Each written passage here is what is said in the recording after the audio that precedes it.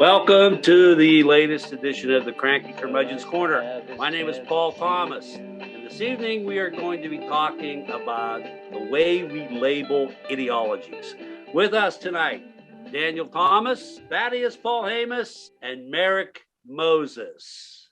Welcome, panel.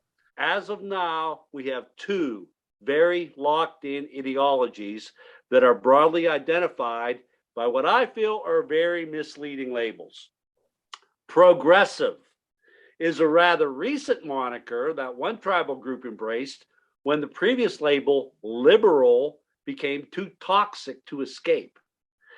The other side has managed to cling to its long-standing label of conservative, which is pretty ridiculous when we see how eagerly they are promoting efforts to gut institutional norms and traditions in the quest to seize and maintain power.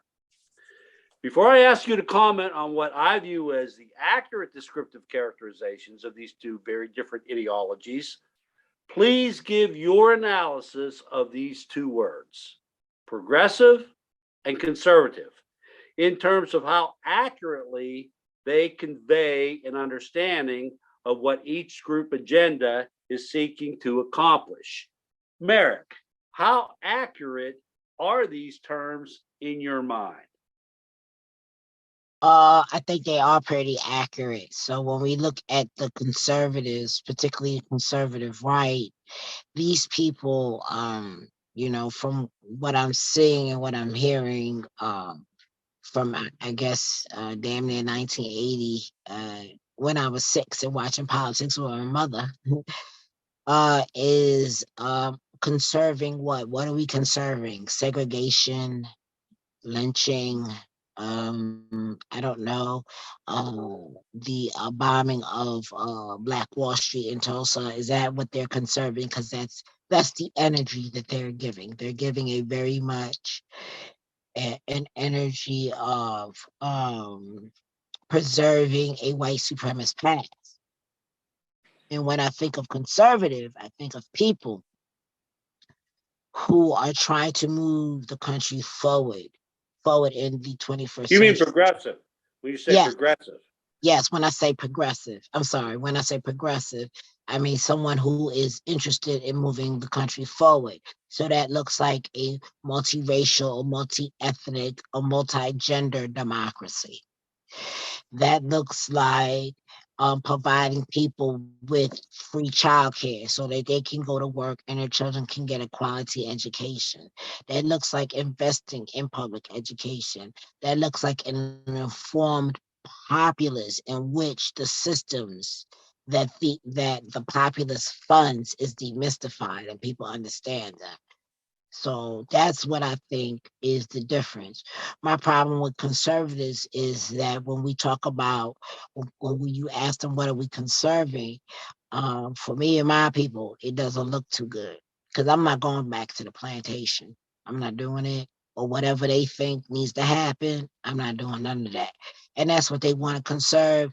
And most Americans reject the fallacy of the lost cause and all that other malarkey and lies and BS that they spew. And we have to also realize that particularly the candidates for Maryland governor and Maryland attorney general are steeped, these Republican candidates, I should say, are steeped in the mythos and the toxicity of the lost cause and white supremacy as it manifests here in Maryland, which is the northernmost southern state right below the Mason-Dixon line. Let me, before I leave you on this, um, when you're talking about, conservative, say conserving white supremacy, conserving Jim Crow, conserving slavery, conserving all that. But I don't think that what they are using the word conservative for is for that. There are other words that describe that white supremacy and Jim Crow and all that. And then what they're using the word conservative is to conserve the way that things are for them in the way that we have a comfortable way of life, and which is a good thing.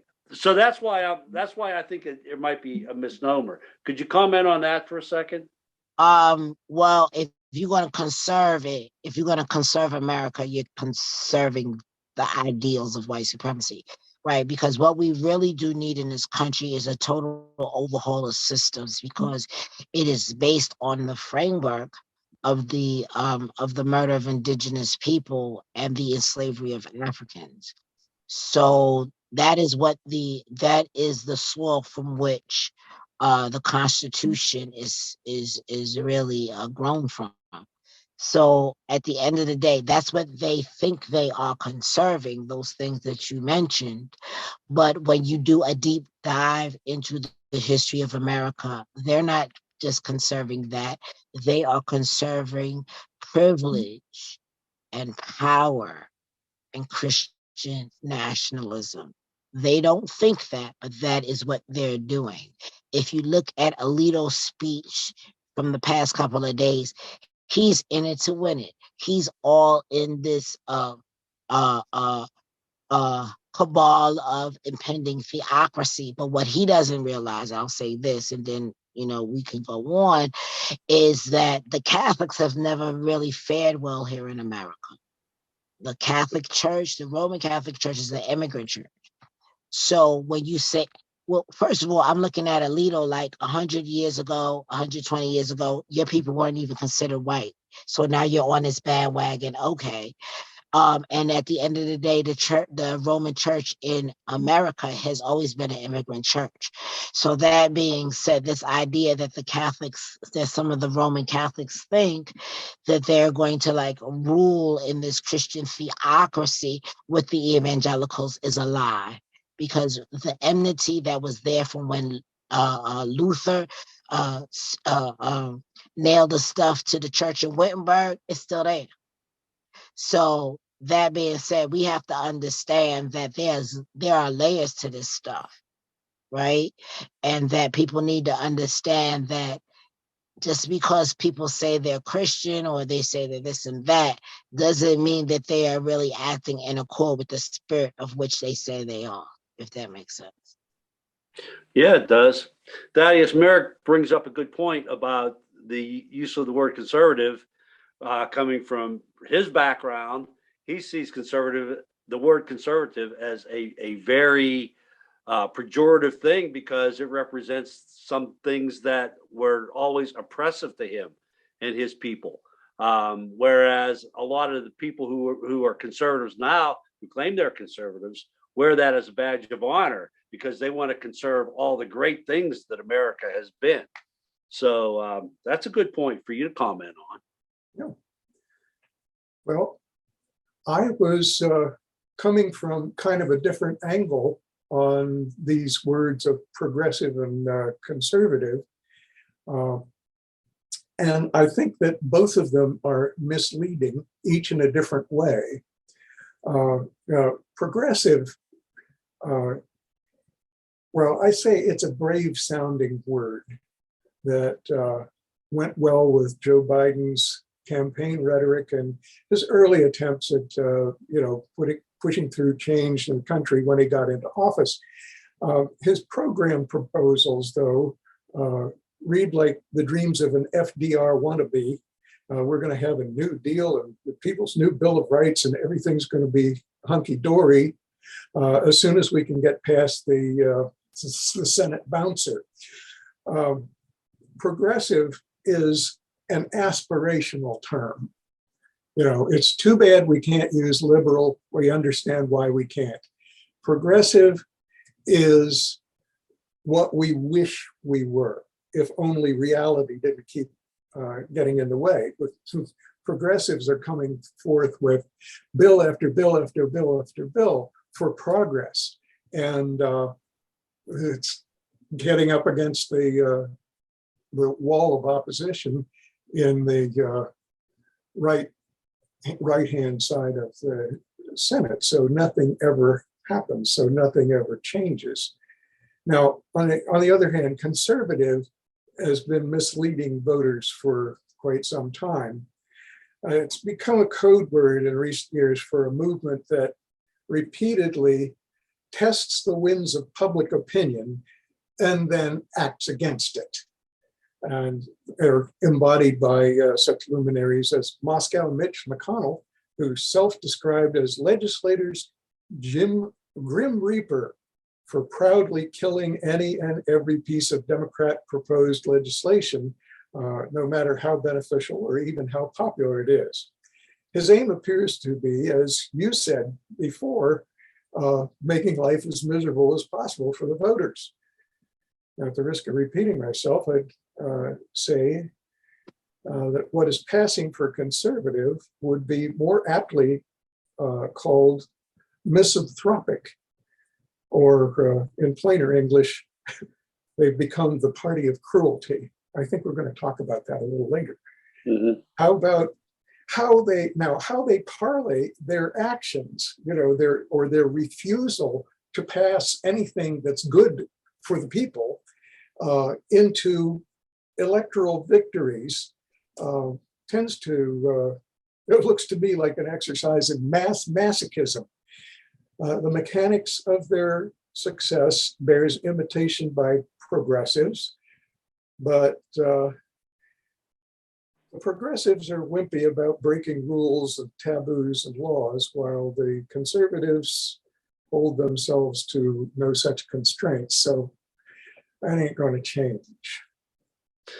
I guess the point that I was making, Dan, with the question was that conservatives don't really want to conserve anything that's going to prevent them from gaining power, like the popular vote, actually making a determination as to who actually wins the election.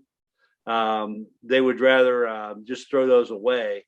But Merrick makes an excellent point that conserving the social norms is basically conserving white supremacy and conserving the idea of this privilege that certain people are entitled to, where others have to suffer so they can support that privilege. What do you think about all that? Well, I think what conservatives tell themselves and how they sleep at night is that things were better before in some magical fictional past, and everything was good in this pre-whatever we're at now. And if we can just get back there, everyone will see the light and everyone will be okay. And those who do not see the light and will not be okay, well, they're somehow undeserving in the first place. They have created this mythology of what America used to be. And I suppose if you're white, male, straight, cisgender, and heteronormative, maybe it could have been those things for you back in the day. But that's a really big swath of other people who are just left out, and they don't see that. I think what Merrick describes is probably a much more accurate representation, but they don't see that ugly side because they've only got that one really narrow vision. And like there are aspects in my life in which I am conservative. I am conservative about spending my money because I need to make sure it lasts. I am conservative about the amount of peanut butter that I use because it's very fattening. I am not conservative in my political ideology because I don't believe that it has a grounding in reality. I also don't believe that the most famous conservatives are actually all that honest about where they put their ideology. And the example that I'll use is when Democrats are in power, Republicans are all about fiscal responsibility, that they are fiscally conservative when Democrats are running things, because they don't want people who in their mind are undeserving to get anything out of it. But when they are in charge, and we saw this with Bush and we saw this with Trump, they spend like drunken sailors and nobody seems to care about the deficit. But as soon as Obama came in, oh no, you're spending too much money. And they did it to Bill Clinton and they're doing it to Joe Biden. You can't possibly spend all this money because people who are undeserving might get it. They won't say that part out loud, but that is what is implied. That is why people talk about freeloaders, takers, the myth of the welfare queen that comes up. Like they do not want someone who in their eyes is not deserving to get it, but they're always deserving. Now, I have some really strong opinions on the word progressive too. I think Thaddeus hit it on the head when he said it's a brave sounding word. Um, I think many of the standard bearers were just a little too eager to claim that and then immediately prove that if we don't get everything we want right now, we'll just burn the whole thing down, and that's fine. Incremental politics is actually really important.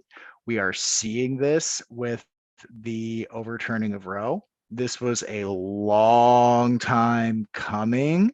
This was well thought out. This was well planned. And I get that a lot of progressive priorities like climate change and now codifying Roe, I get that these are like, we're in an emergency situation, and we're in an emergency situation because we did take a really long time to get here. But we have to be able to accept some compromises on some things and some incrementalism because it does work. It just takes a while longer. It doesn't work as fast as we want it to. I get it. I really get it. And I am also very tired of every single election being the most important election of my life, where everyone has existential consequences for everyone involved. I am so tired of that too. But it's something that we have to learn to deal with. And I espouse the progressive values. I want everything that Bernie Sanders wanted in 2016. I believed Hillary Clinton was going to be able to get far more of them than Bernie was ever going to be able to get. I believe that Elizabeth Warren, who is somewhat to the right of Bernie Sanders, was also going to be able to get more of them than Bernie was ever going to be able to get. I believe that Joe Biden, depending on how the midterms go, might also be able to get more of them than Bernie would ever be able to get as president. So I have issue with the use of the word progressives because so many of the progressives seem to hate progress, but I want what they want. I just don't think they understand how to get there. Yeah, we'll talk about that later too. After a quick discussion of my designations of these two ideologies, I want to get into some specific policies and where they align according to my designations, and then the official groups, Republican and Democratic parties, that seem to embrace each ideology. The first designation is human decency and the policies that a decent society promotes, such as feeding hungry children, sheltering the homeless, healthcare for the sick, education for the masses, things like that. The opposing ideology I call human cruelty, which promotes policies such as incarcerating the poor, forcing wages on workers that are less than what is required to live, etc. We are familiar with these progressive versus conservative, had a very good discussion on that just now. But isn't decency versus cruelty actually a more accurate way to describe the main motivation behind each ideology's struggle for power? Merrick, you have a very bad view of the word conservative because the conservatives, your view of that word represents, the white supremacy and white privilege. But isn't cruelty actually more universally applied because it represents a spectrum where not only you can say that that's accurate, but the people who maybe wear conservative as a moniker could also say, well, yeah, that's true too. You understand the question? You understand what I just said? Yes. Okay. And I think cruelty is the point of the conservative movement. I think cruelty is the measuring stick. How cruel can you be? I think that when you have a group of people who, one, feel that they are being threatened by progress and threatened by a multiracial, multi-ethnic, and multi-gender um, democracy, their hegemony is at stake, and they don't like that. And they will do everything they can to preserve the social order. How do we know this? Because we see this in their ancestors. When we look back at European history, whenever there has been a popular uprising, ultimately the quote unquote uh, establishment will find a way to put it down. And that being said, we have to understand who these conservatives are. What are they conserving? And is their vision inclusive? And I'm gonna say it's not, because when we look at what they are conserving, they are not conserving an inclusive vision of America. They're just not. The word itself says inertia. The word itself, conservative, means not going forward. And then when we talk about what they're conserving, they'll give you all these line items. But when, again, as you say, when it comes to defense spending, when it comes to meeting their donor needs, they pull out all the stops. So it's really not conservative. It's really a crystal fascist movement, and they should just name it as such. Because see, as a native New Yorker, I've been in Baltimore for 25 years, but I really am a native New Yorker. That being said, call a spade a spade. If you're trying to fleece us, say you're trying to fleece us. All this, we're painting things and we're, using our propaganda talking points. At the end of the day, people with 3 brain cells that rub together understand that it's a crock of BS, and that what they want to conserve is their privilege. And that's it. They want to conserve their privilege. They want to conserve their money, even though their money is ill-gotten. They don't want to talk about what their ancestors did to get the money that they had. However, they're very eager to sit on and spend that which was ill-gotten. Things have to change, and they don't want that. And in order to keep things like they are, they're willing to promote policies that are essentially cruel so they can stay above it, which is my point. Exactly. Okay, Thaddeus, decency versus cruelty. Does that work for you? Okay, that works for me. I kind of had some different thoughts. You may bristle at hearing this, but the human decency side of this points to me, to my way of thinking, to religion, not what is being sold as religion by the American Christo-Fascist Party, but that's all about control and domination of the masses. But the actual teachings of Abraham, Jesus, the Buddha, Muhammad, and so forth, because virtually every religion on earth provides its own roadmap for human decency. And it gets perverted when the people take the name of their religion and hijack it for their own purposes. They cherry pick quotes from their scripture and empower themselves.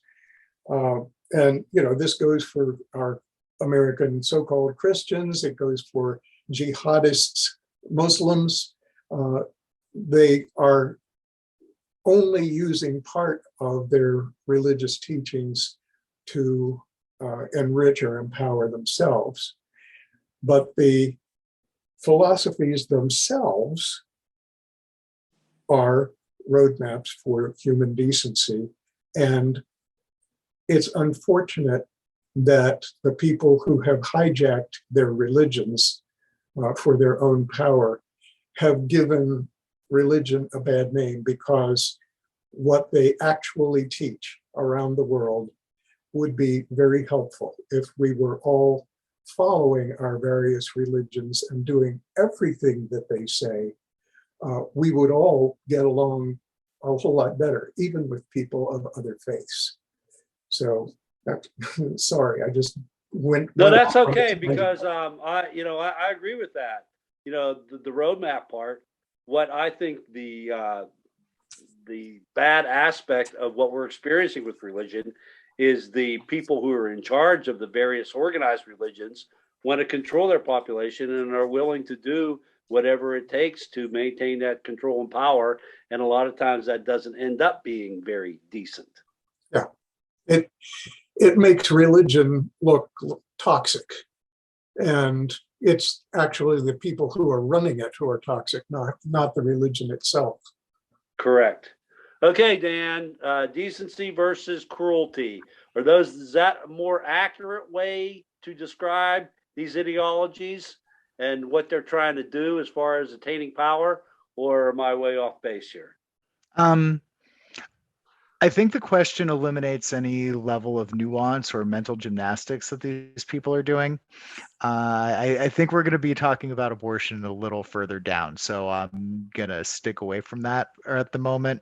But I'll use as an example the anti-LGBTQIA bills that are moving through state legislatures all across the country that are ostensibly aimed at protecting children.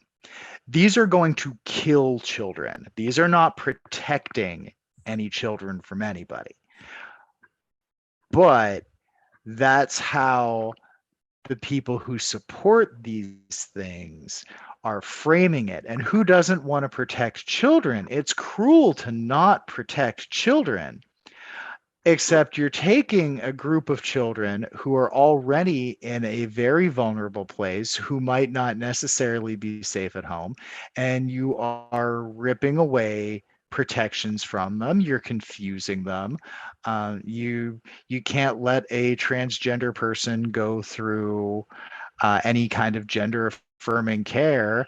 They believe they were born into the wrong body. They are going through physical changes that they do not want to, and they are medically should not be happening, but you can't provide them with any kind of health care to prevent this. You are going to wind up with very, very dysfunctional adults because you're torturing these people as children. They're going to be extraordinarily traumatized. They are going to be extraordinarily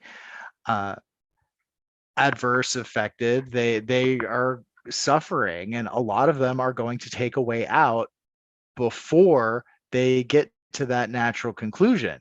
And that's sad and horrifying. And yet we are doing this in the name of protecting the very people that we are actively killing. And they are, once again, to reiterate, children. So there's a layer of mental gymnastics there that these people go through where, oh no, I'm thinking of the children. I'm doing this for the children. But no, you're not. You're doing it because you are uncomfortable with the notion that your child might not be exactly who you thought they were. And I have news for these people. These kids are not going to grow up gay, straight, trans, cis. Like, I'm not who you thought I was when I was a little kid. That's not how the cards went. My brother is not the way that you thought he was going to be when he was a little kid, because we grew up, we got different life experiences. We're not the same people. We developed, we changed. That's how being human is. So I'm not your little boy, and my brother is not your little boy, and my brother's children are not going to be his little girls. We don't even know that they are going to be girls. They haven't told us yet. They're too young. That's true. That's true. We've identified them as girls now. a lot can happen in the next few years.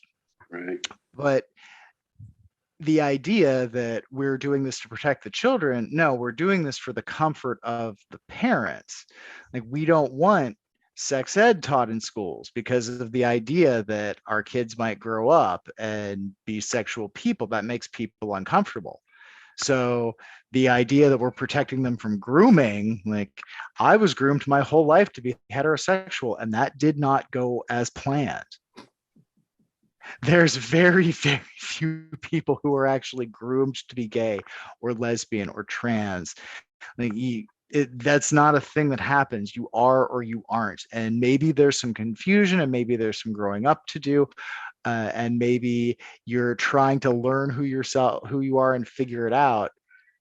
But nobody's forcing it to you and exposing you to the information that might help you get where you're going sooner is really an act of innate cruelty. Oh, I agree with that. But they think that they're protecting people, and they're not. They're protecting the comfort, and you wind up with a group of very, very miserable people. I think I am at the age where it's not abnormal for gay men or gay women my age to have been in heterosexual relationships because they thought they were supposed to be. And these relationships produced children, and some of them went through ugly divorces, and some of them went through more amicable divorces, but they went through divorces. And that was not something anybody wanted, but they did what they thought they were supposed to do. They did what was expected of them because they didn't have any words for it or any outlet for it. And people who are younger than me, if I hear somebody talk about a guy talk about his ex-spouse, I assume he is talking about another man. And I am glad that those people have the opportunity to do that and just be who they are. And I'm glad I didn't fall into the wrong path. But it's because it was the wrong path for me. It doesn't mean it's the wrong path for anybody else.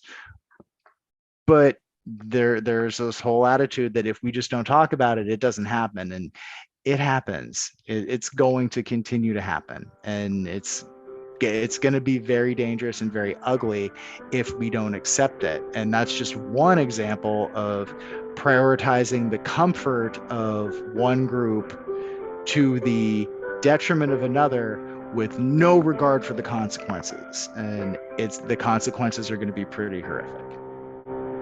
Which is very cruel.